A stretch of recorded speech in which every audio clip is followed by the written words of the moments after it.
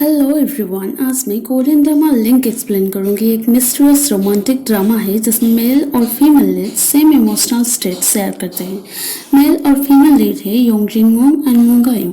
अब रेफ्रिजरेटर अपना स्टोरी बता रहा था। यूजुअली रेफ्रिजरेटर में हम डाइट, चिकन, ड्रिंक्स, अल्कोहल सब कुछ रखते हैं, पर कभी कभी फ्रिज मामले का इमोशन बन जाता है। मेडिसिन से लेकर कॉस्मेटिक तक भी रखते हैं, पर ये एक ऐसा फ्रिज है जिसमें से डेड बॉडी का हाथ निकलता हुआ दिखाया जाता है और ये फ्रिज तुम्हारी सोच से कुछ ज़्यादा बोलेगा, ऐसा दिखाया जाता है। अब हमें हमारी मेल लीड को दिखाया जाता है जिसका नाम है कायहोन, जो एक मशरूम शेफ था कोरिया का। बहुत अच्छी डिश बनाता था।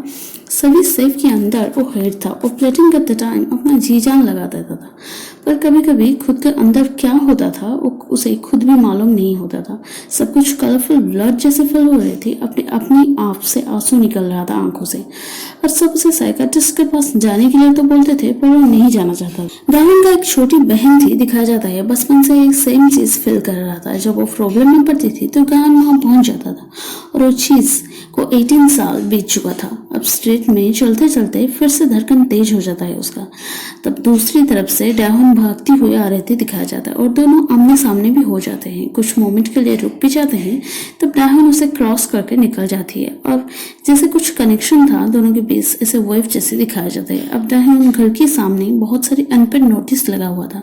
रेंट भी वो नहीं भरी थी क्योंकि वो अपनी जॉब छोड़ चुकी थी। ये सब बात वो अपनी मम्मी को नहीं बताई थी। अब गायन का कुकिंग प्रोसेस रिकॉर्डिंग चल रहा था और अचानक से उसे सेम फील होता है, सब कुछ कलरफुल ब्लड जैसे, और इस चीज को जीवन नोटिस कर रहा था।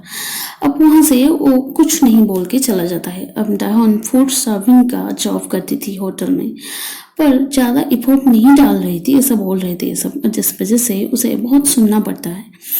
अब क्योंकि प्लेटिंग करते टाइम, वो प्लेट लाते टाइम एक प्लेट नीचे गिर गया था उसके हाथ से, जिस वजह से ये सब प्रॉब्लम खड़ी हुई थी। डायहोन एक प्लेट में खाना और ड्रिंक्स लेके टेरेस के ऊपर जाकर वहाँ डायहोन को देखता है और वहाँ अकेले में खाना खाने के लिए आया था। और डायहोन बोलती है कि कोई बात नहीं, तुम यहाँ खाना खा सकते हो, वैसे भी मैं प्लेस को हार नहीं गई हूँ।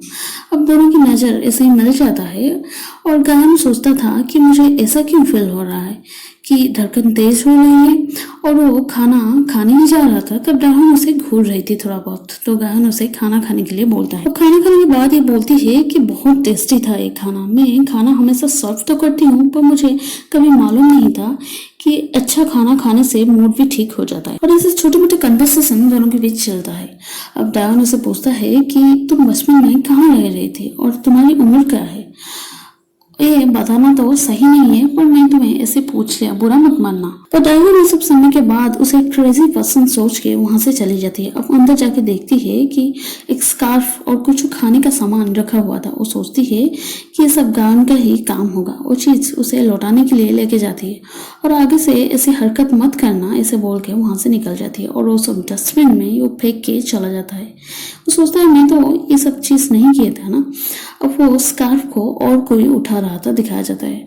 अब डाहोन जो उनके पीछा कर रहा था, जो सबसे डाहोन डर गई थी, तो बिना बात किए चली जाती है वहां। दिन वो अपने घर के सामने एक पैकेट देखती है जिसमें सू था। कॉन्टिन्यूसली सेम पैकेजिंग स्टाइल का पैकेट से डिफरेंट चीज आ रहा था गिफ्ट के रूप से।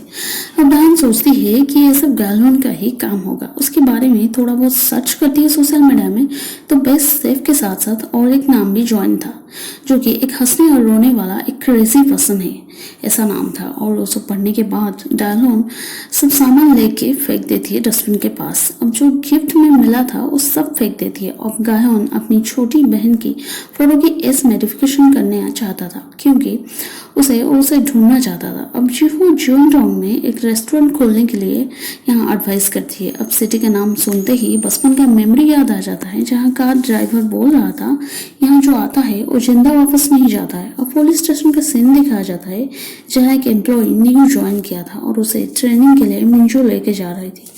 अब दोनों एक दूसरे को पहले से जानते थे, 3 साल पहले एक दूसरे को डेटिंग कर रहे थे। दोनों फाइनली जियोंगडोंग में पहुंच गए थे और जहां रेस्टोरेंट खोलना था उसी प्लेस में ही खड़े थे और वहां के लोग को थोड़ा बहुत नोटिस कर रहे थे, जो कि बहुत अजीब टाइप का लग रहे थे। वो पुलिस को लाइन ठीक करने के लिए बोल रहे थे।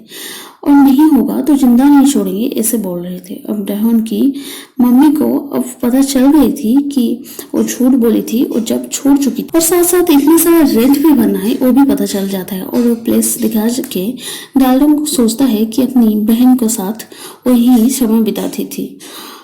अपनी बहन को बोली थी कि तुम यहीं रुको और रोना मत, क्योंकि जब वो रोती थी वो सब चीज को गालोन महसूस कर पा रहा था। अपनी धड़कन तेज हो जाता था क्योंकि दोनों ट्विंस बच्चे थे। अब गालोन यहाँ खेलने के लिए जाता है, उसे वहीं पर रुकने के लिए बोल के जाता है। जब वो वापस आता है तो देखता है कि उसकी बहन वहां पर नहीं है। पुलिस, घर वाले और सब मिलकर उसे ढूंढने की पूरी कोशिश करते हैं, पर उसका कुछ भी पता नहीं चल चुका था, जो चीज आज तक भी उनको मालूम नहीं था। ये सब चीज पता चलने के बाद डायलन की मम्मी उसे बहुत पिटाई कर रही थी, और ये से चलते चलते अब डायलन आके धक्का हो जाती है गालन के साथ और उसे देख के बोलती है कि तुम मेरी पीछा कर रही हो ना। और वो पीछा करते करते यहाँ भी पहुंच गई, मेरे घर के पास।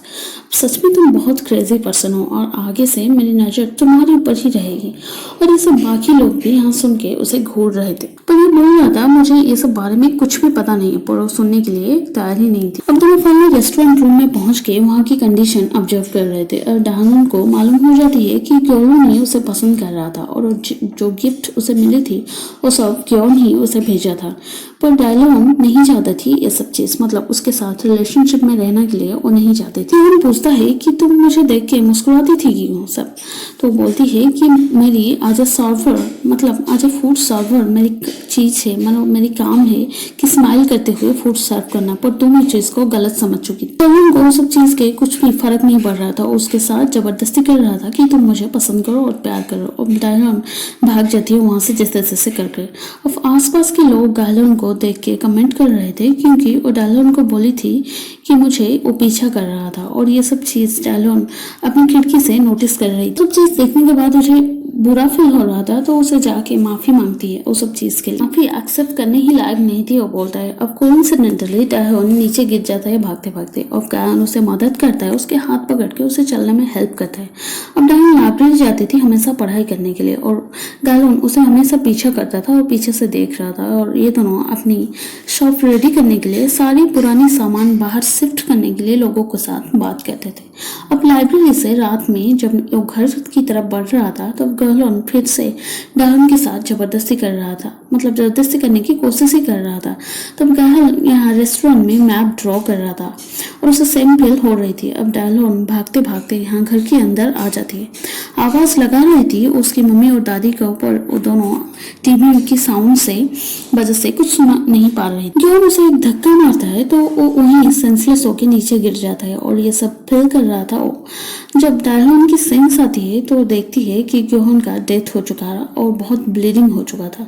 तो पुलिस स्टेशन गई थी वो सब कुछ बोलने के लिए, पर नहीं बोल पाता है, तो वापस आ जाती है। और प्रोटेस्ट करते टाइम ग्योहन का डेथ हो गया था ये सब बोलती है, और ये सुनने के बाद उसकी मम्मी और दादी दोनों मिलकर वो डेड बॉडी को ठिकाने लगने के लिए सोचती है।